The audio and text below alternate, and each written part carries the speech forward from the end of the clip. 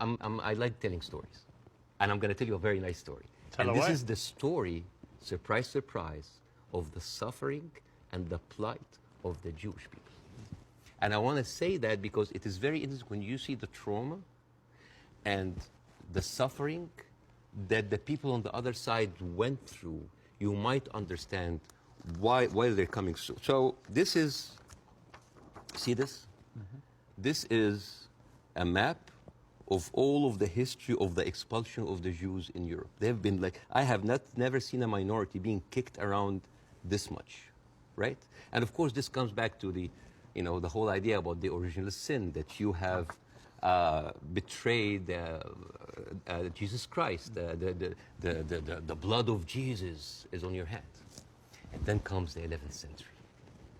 At that time, Jewish people were not allowed to own land.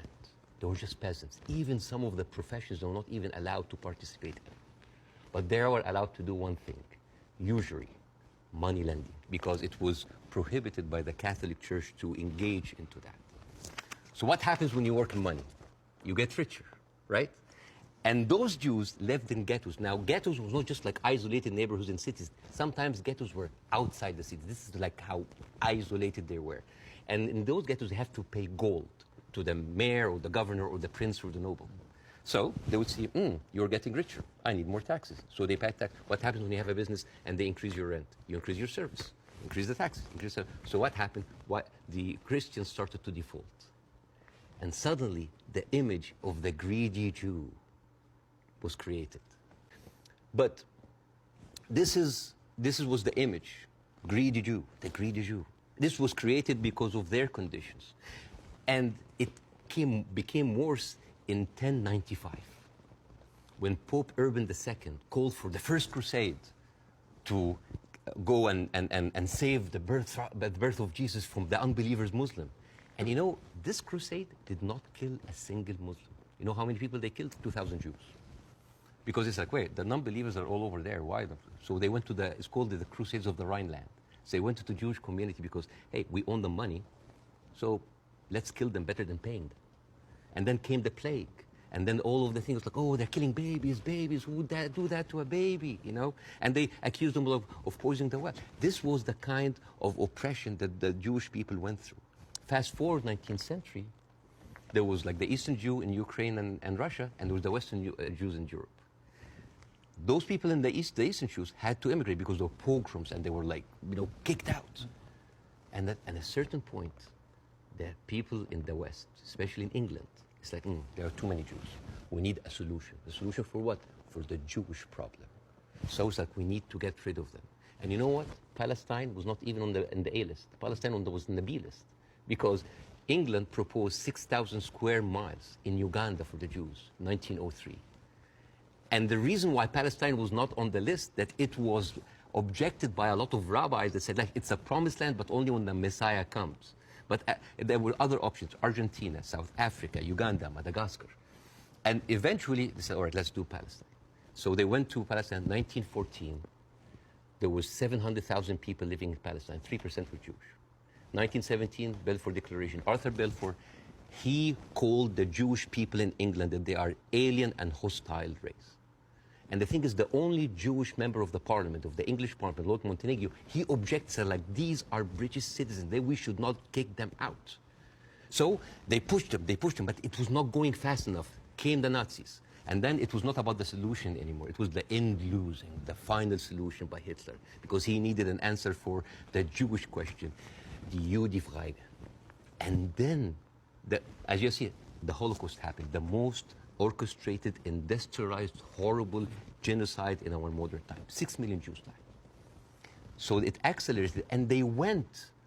First of all, they left East Europe, and they went to West Europe, and they went to America, and they were turned down, and they were pushed towards Palestine. So by 1948, right before the declaration of the State of Israel, there were 2 million people living there. Only 30% of them was Jews. So the whole idea of like a land without a people to a people without a land was a marketing thing. They were already Palestinians.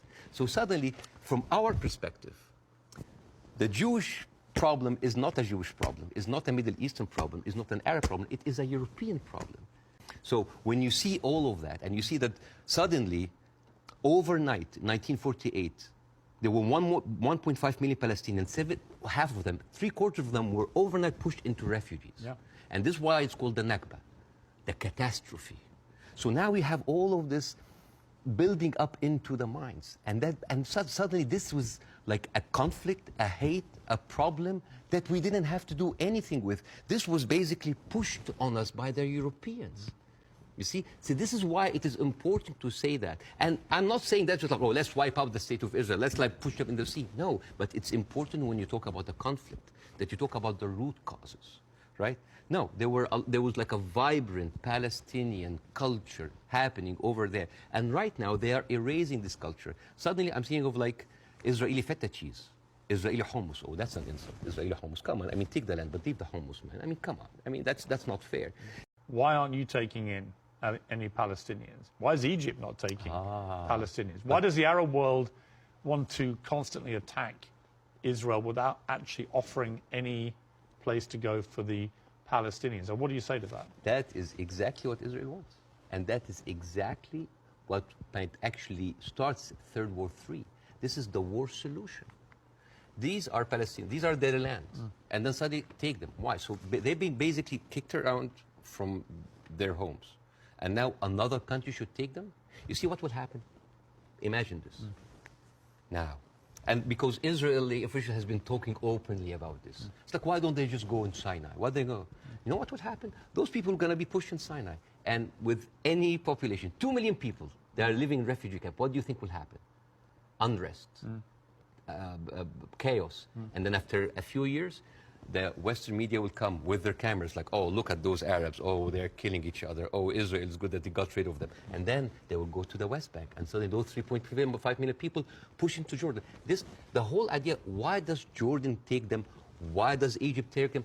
The same question. Europe has 44 countries. Why don't they take Israel?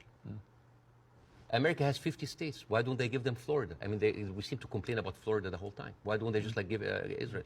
The whole idea was like, oh, you're Arabs, you're all the same. No, no, no.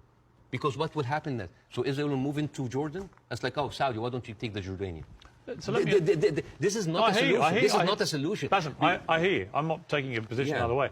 Let me ask you directly. But I want to say something about what Queen Radia said. Okay. The whole idea about like the West. Yeah.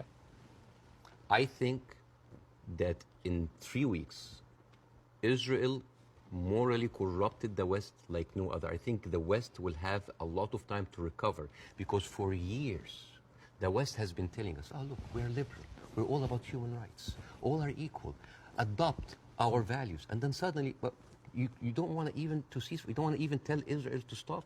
And suddenly we wake up and we found McDonald's are giving free meals to the Israeli because like nothing will make you feel better after killing a bunch of Palestinian kids than a Happy Meal.